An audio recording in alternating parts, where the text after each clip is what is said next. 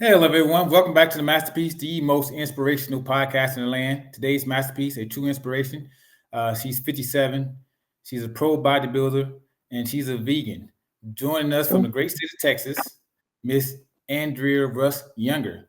Stay Yeah. tuned after this introduction to hear her story. Okay, let's go.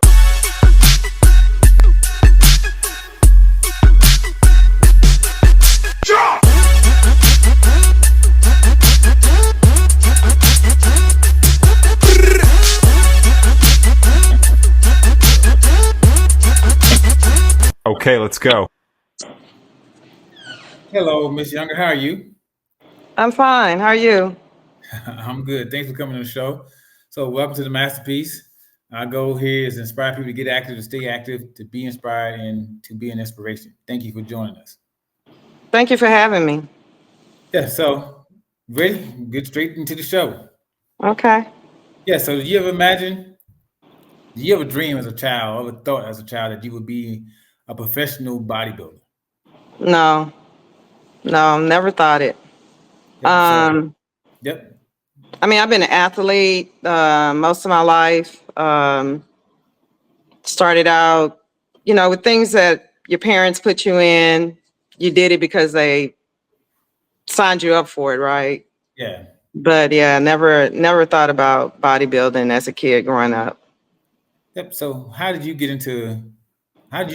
led you to the sport? How did you get into bodybuilding? Um,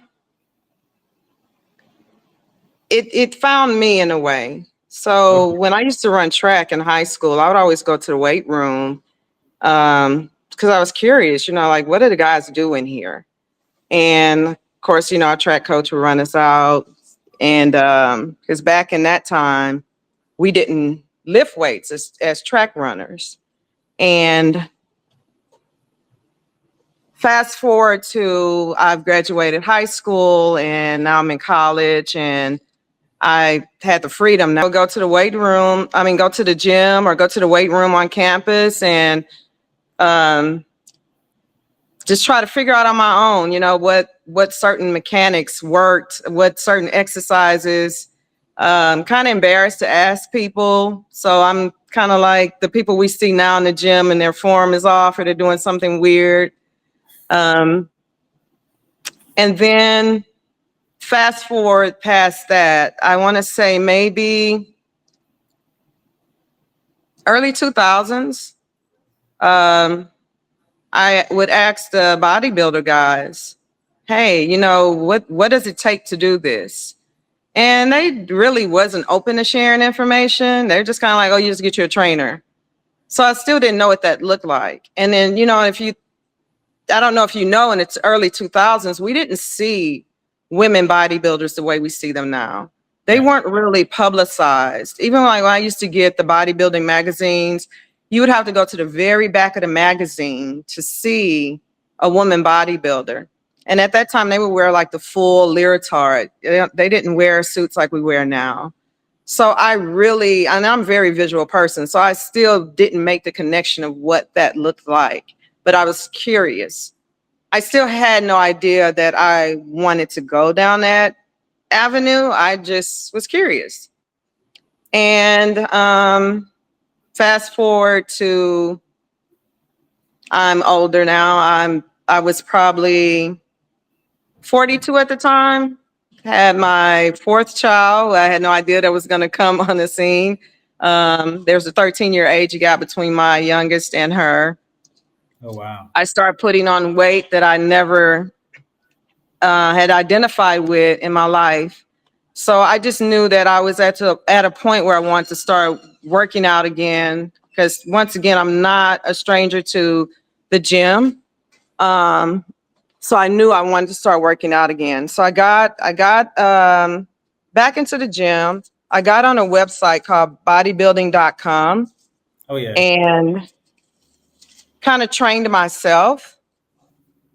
Now I'm starting to see what it looks like, right? And I asked this guy one day, I said, hey, how do I do this? How do I get into bodybuilding? He's like, I got the perfect coach for you. And that's how it started. Oh, nice. Okay, so it was 42. You're 57 now. So what's been the most rewarding part of the sport for you? It's been different things. It started out as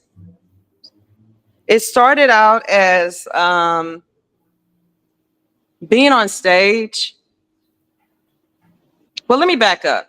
It started out seeing the physical changes, Okay. seeing what my body started transforming to. Because let's keep in mind that as an athlete, you see certain things on your body, but as a bodybuilder, it really transforms you Yeah. everywhere. And I never saw that on my body. I always had the muscle capabilities in my legs, but it really started changing as a competitor, right? So that was rewarding. Feeling physically good.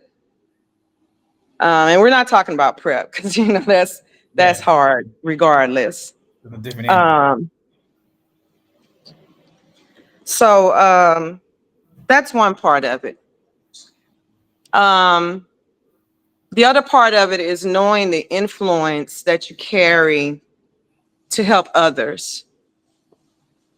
And I would so at this point in my bodybuilding journey, it's even more eye-opening of how I can help transform someone's life, uh, making better decisions, being healthy. Not saying that, because people are looking at me and they're like, oh, I want to bodybuild, because that happens. But I've had people come up to me and say, you know what, and this is such a humbling experience to know that someone has been watching you for a long time and you don't even realize it. And Yeah. they'll say, hey, I've been watching your journey and you inspired me to do this. You inspired me to, I'll even say like just deciding that I no longer want to eat meat. I've had people come up to me and say, hey, I watched you and realized that I don't have to eat meat anymore. Um, it's made me healthier. I went to the doctor and the doctor said I no longer have to take this or that. That is very rewarding. Um, we know that sport can be selfish, but it can also be giving at the same time. Yeah. Okay. Yeah. So, speaking about not eating meat, what led you? How long, and what led you to become a vegan? Because in Uh, bodybuilding, protein is like a supplement everyone talks about. You gotta have yeah. protein, protein, protein, protein. So, what's your story? Okay. I don't want to get on a soapbox about it because I'm not that type of vegan. I'm not a vegan who's in your face telling you shouldn't eat meat. Because the majority of people who are vegans have been there at one point in their life. For me, it started with giving up red meat in '97. I gave up red meat and dairy. Well, kinda, because I was still like eating ice cream, eating cheese, but I was no longer drinking dairy milk. Um, I want to say 2015, my former coach at the time, I was telling him, I said, hey, I don't want to eat meat anymore, but I don't know what that looks like as a bodybuilder. And he would tease me. He's like, well, you got to eat a lot of beans. You're going to be very gassy. We'd joke about it, but I was really serious. I was trying to figure out the same way you just said to me, how do I get protein? Right.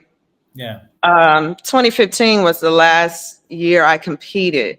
And I went on a hiatus, not intending to go on a hiatus, but the June of 2015, I decided that's it. I no longer want to eat meat at all. When I gave up red meat, my diet consisted of poultry and fish at that time. And I just decided my body just didn't want it anymore. Anything that came from an animal. And along with that decision, I started viewing eating animals differently. And I won't get into that because that's a deeper subject. Yeah. But as far as protein, you start realizing that it's not as hard as you think it is. Hmm. There's protein implants, not along with just protein, but there's amino acids implants. As a bodybuilder, you know that's very important also. Yeah. Um, there are meat alternatives out there, such as tofu, seitan, vital wheat gluten, which is a product of grains, and it has more amino acids than your BCAAs. Oh wow. So, am I supplementing my body right? Yes. There are trainers out there that I've spoken to who have said to me, "No, I've had a competitor that said they don't eat meat, and no, I told them they got to eat meat." And I was like, "Why would you tell them that?" Because they need protein. And I'm like, "Well, look at me." I'm like, "Do you think I'm lacking protein?" So, just it's about educating yourself. Um, I feel like that you're cutting off competitors who come to you saying that they no longer want to eat meat, and you're like, "Oh no, you got to have it if you want to be a bodybuilder." I believe that it's the responsibility as a trainer to educate yourself, just like you would educate yourself on how to feed your client. Okay. Nice. I agree 100%. So I'm gonna throw a fill in the blank at you. So Yeah, in order to be successful in bodybuilding, you have to be blank. discipline. So why discipline? Um, you can't do this. You can't if that's missing. It will number one, you're setting yourself up for failure. Um, a lot of people say, "What's your motivation?" Discipline comes before motivation. Um, I am probably well, before I started competing, I was probably the most um, less regimented person you'd want to meet. Well, I don't want to say want to meet, but I was very. I don't like routine. Okay. I'm very spontaneous. Routine bores me. Um, this has brought me out of that mindset to a certain extent because if it's routine, get up in the morning, you're going to do fasted cardio. Then you go eat a meal, then you're going to go train, and you're going to pose, and it happens all over again each day when you're prepping for a show. And off season, it's pretty much the same, just Mhm. with strength and more Yeah. food, right? Um, and I don't get bored of it. Oh wow. That's how I know I'm passionate about it. But you got to have the discipline to get out of the bed when you're tired. When you get down to a certain body fat percentage, everything hurts. You're tired. I'm tired right now, Yeah. but I have life outside of prep. I still have one child at home that I want to make sure she's successful in graduating high school and going on to college. I have family at home that I have to nurture, and I have a job. There are things that are outside of competing that if I don't have the discipline to do those things, then the bodybuilding is going to fail or it's going to suffer. I'm just going to just say I can't do this anymore. Okay. Nice. So very demanding sport, mentally and physically. So Yes, so why stick with I love it. it? It's the best way I can say it. I love it. And I'll tell you, so when I started competing, and so it's funny, my former coach, which a lot of people in the bodybuilding, natural bodybuilding world knows him. His name is Doc Rogers. Um, I I'm a product of ODF, and he's now a founder and president of Onyx. And when I first started competing, I went in with the mindset of not knowing anything. And I'll say, with that, I'm saying that, you go in thinking you got to turn pro, right? Yeah. Getting that pro card. Um, where was I going with this? You started in the ODF, your coach. Oh, so you asked me why bodybuilding. um, with that, it taught me all the wrong things. And if I could talk to any amateur and they ask me and it shows and we have conversations, I tell them all the times when people would say enjoy, just enjoy your time on stage, just enjoy the moment. I didn't understand what that meant. So I developed animosity towards the sport because I was so focused on wanting to turn pro that I really didn't understand what that meant, right? Just I was going to carry a title. I said, you know what? I need to take a year off. It ended up being 5 years. Oh In that wow. time span, I'd say the first couple of years, I just really had animosity towards something I was passionate about. And I disconnected myself from anything that had to do with competing. Then I started missing it. I started having conversations and I started having friends tell me, girl, you talk about bodybuilding all the time. Why don't you go back? And I'm like, oh no, I'm not going back. But then I would hear myself saying that. And in the back of my mind, it's like, but you miss it. Why are you Yeah. lying to yourself? Then I started looking at old pictures. Then I started going back to looking at bodybuilding shows. And I said, you know what? I do miss it. And I need to put all the toxicity, all the things that I thought that bodybuilding was supposed to be for me, I need to put that on the back burner, start anew and move forward. And I reached out to Todd and I said, hey, I want to compete again. He was like, dang it, I was just thinking about you. And he said, God must be speaking to me. I said, but I'm coming in as a vegan now and I need a vegan coach. Oh wow. Yeah. Nice.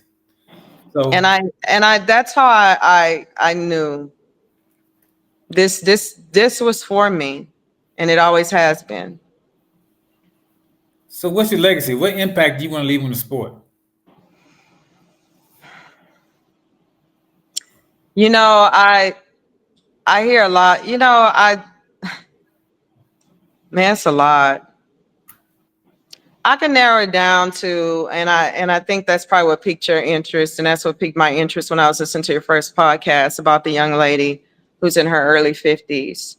And, I started my mid 40s. And I hear a lot of people talk about, oh, when you're a certain age, you can't do this. When you're a certain age, you can't do that. And not only just the age, but I mean, if we have to bring veganism into it, you got to Yeah. eat meat to do this. You got to eat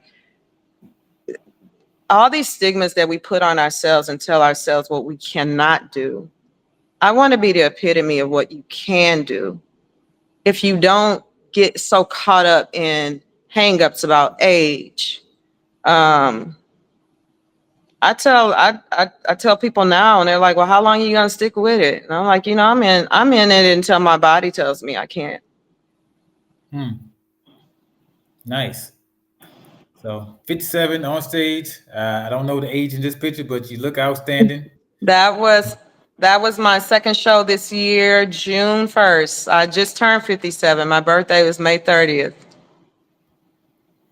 Oh wow! Congratulations. Look outstanding. Thank So you. don't know when you will share what's next for you. What's Um, what does 220 what does 2025 bring? so I was supposed to be in off season. My last show was supposed to have been championships, but Okay. I decided that I'm all about setting goals for myself this year. Started out with doing 4 shows, ended up doing 6. Nice. And I will be doing my 7th show December 7th. I am OCB? competing as an amateur for OCB. Okay, yeah. Very nice. Well, we will Yeah. definitely be following and Don't tell checking out nobody. OCB. Yeah, I didn't hear that. So yeah, I won't tell nobody. Well, good luck to you in your in competing OCB in San Antonio. Where are you in Texas? Houston. Okay, yeah, I know that show was in San Antonio. Okay. Yeah. Nice. So yeah, maybe I'll come and visit. Hey, I But would like that. yeah, come check you out, see what's going on. But like I said, our goal here is to inspire people to get active, stay active, to be inspired, to be an inspiration. What motivational message can you leave us?